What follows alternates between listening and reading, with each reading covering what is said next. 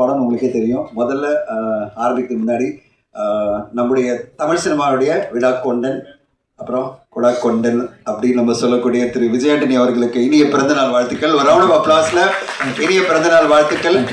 அவருடைய முயற்சிகள் தொடர்ந்து இருந்துகிட்டே இருக்கணும். முதல்ல அவருக்கு பிறந்தநாள் வாழ்த்துக்கள் கொடுத்த பிறகு அடுத்த வாழ்த்துக்கள் வந்து மார்கன் அப்படின்ற படம் ஒரு பெரிய வெற்றி அடைஞ்சிருக்கு. நேற்று ஹைதராபாத்தில் வந்து சுரேஷ் ப்ரொடக்ஷன் திரு சுரேஷ் பாபு சார் வந்திருந்தாரு. அவர் வந்து தெலுங்குல எவ்வளோ பெரிய வெற்றின்னு பேசியிருந்தாரு. தமிழ்லையும் ஒரு நல்ல வெற்றி அடைஞ்சிருக்கு. இந்த வெற்றிக்கு காரணமான அந்த மார்கன் படக்குழுக்கு நம்ம வாழ்த்து சொல்லணும். இந்த நேரத்தில் அஜய் திஷானை மேடைக்கு வர வைக்கலாம். அஜய் திஷான் ஒரு சாலிடான டெபோ பண்ணியிருக்காரு.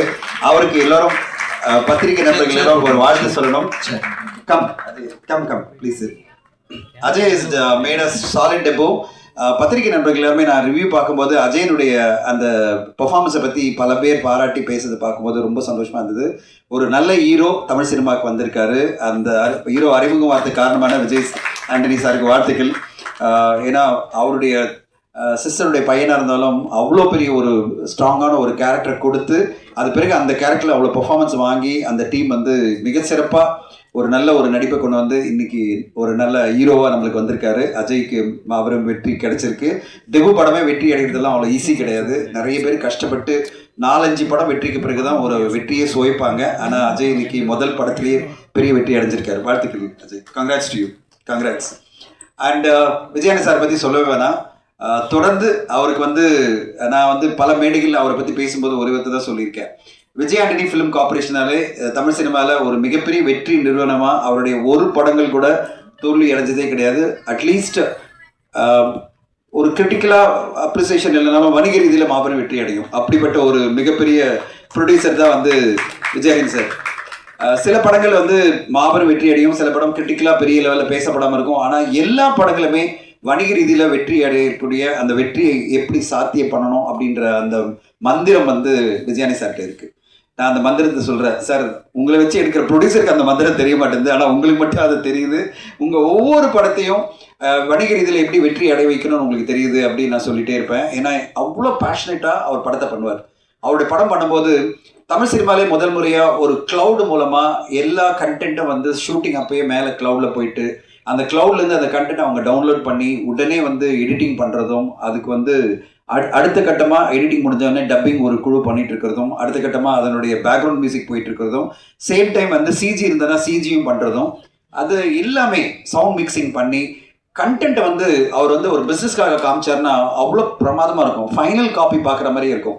தமிழ் சினிமாவில் மிகப்பெரிய பிரச்சனையை பார்த்தீங்கன்னா பிஸ்னஸ் கட்டுன்னு நம்ம வந்து ஒரு படத்தை வந்து ஒரு பிஸ்னஸ்க்கு காமிக்கணும்னு போனோம்னா படம் முழுமையே அடைஞ்சிருக்காது. பேக்ரவுண்ட் மியூசிக் இருக்காது, சவுண்ட் மிக்சிங் ப்ராப்பராக இருக்காது. அதை பார்க்குறவங்களுக்கும் ஒரு பெரிய இம்பேக்டே வராது. ஆனால் விஜயானி சாருக்கு தெரியும் எப்படி என் படத்தை போட்டு காமிக்கணும், அந்த படத்தை நான் வந்து எப்படி ப்ரெசென்ட் பண்ணுறனோ அதை பார்த்த உடனே அது சேட்டலைட் டிஜிட்டலாக இருந்தாலும் சரி, ஹிந்தி டப்பிங்காக இருந்தாலும் சரி, எந்த கம்பெனியாக இருந்தாலும் சரி, தமிழ்நாடு தேட்டருக்குள்ளோ இல்லை ஆந்திரா தெலுங்கானா தேட்டருக்குள்ளோ உடனே வாங்கணும்னு நினைக்கணும். அப்படி வாங்க வைக்கிற அந்த சூத்திரமும் திறமையும் அதுக்கான டெக்னிக்கல் ஆஸ்பெக்டும் அந்த குவாலிஃபிகேஷனும் அதனுடைய கம்ப்ளீட் ஒருங்கிணைக்கிற திறமையும் விஜயனி சார்ட்ட இருக்குது. அந்த மாதிரி தான் அவர் ஒவ்வொரு படத்தையும் பெரிய வெற்றி படங்களாக பெரிய பெரிய வெற்றி படங்களாக மாற்றிட்டே இருக்காரு.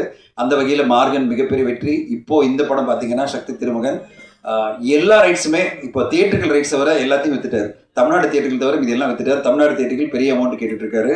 அந்த கன் ஷாட் மாதிரியே எப்படி வந்து இன்றைக்கி சூப்பர் டூப்பராக ஃபயர் பண்ணாரோ அதே மாதிரி வந்து தமிழ்நாடு தியேட்டருக்கு ரைட்டும் முடிஞ்சிச்சுன்னா ஹாப்பியாக அடுத்தது உடனே லாயர் படத்தோட பிஸ்னஸ் ஆரம்பிச்சிருவார். அதை கொஞ்சம் பொறுமையாக போங்கன்னு சொல்லிட்டு இருக்கேன்.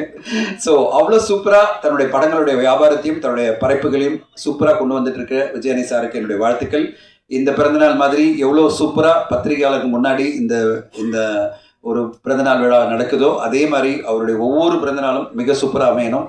அடுத்தடுத்த கட்டம் அவருடைய படங்களுடைய வெற்றி அமையணும். அது மாதிரி அமையறதுக்கு இந்த படம் கண்டிப்பாக ஒரு மிகப்பெரிய வெற்றி அடையுன்ற நம்பிக்கை இருக்குது. நான் படத்தை வந்து ஆல்மோஸ்ட் பார்த்துட்டேன்.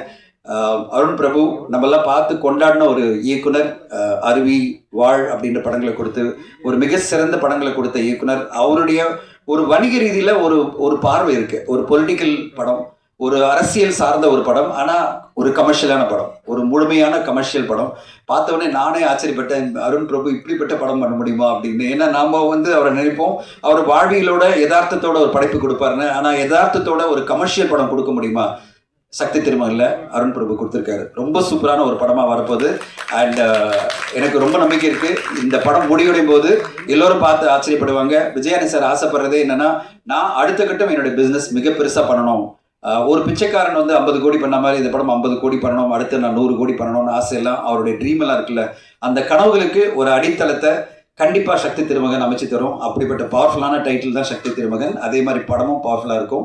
அண்ட் திருப்தி இந்த படத்தில் அறிமுகமாக வராங்க. திருப்தி, all the best to you. Congratulations and wishing you a wonderful debut and great success and great career in Indian cinema. Because அவங்க தமிழ் நடிகை கிடையாது, அவங்க மராட்டி, நார்த் இந்தியாவில் நடிச்சிட்டு இருக்காங்க, தெலுங்குல நடிக்கிறாங்க. அதனால் இந்த இந்தியன் சினிமா உங்களுக்கு மிகப்பெரிய வெற்றி அடையணும்னு வாழ்த்துறேன். கார்த்திக் நேதா சார், உங்களுடைய பாடல் 100வது பாடலுக்கு வாழ்த்துக்கள். இந்த பாடலே ரொம்ப சூப்பராக இருந்தது. அண்ட் விஜயனி சாருடைய பாடல்களில் நீங்களும் உங்களுடைய லிரிக்கோட சேர்ந்து ஒரு மேஜிக் பண்ணியிருக்கீங்க. அந்த பாட்டில் மாறுதோ அப்படின்றதே அவ்வளோ சூப்பராக இருக்குது. ஒரு கம்ப்ளீட் கமர்ஷியல் என்டர்டெய்னராக சக்தி திருமகன் வரப்போது. அதனுடைய அறிமுக விழா இன்னைக்கு பண்ணணும்னு, அவருடைய பிறந்தநாள் இன்னைக்கு பண்ணணும்னு அவர் ஆசைப்பட்டது.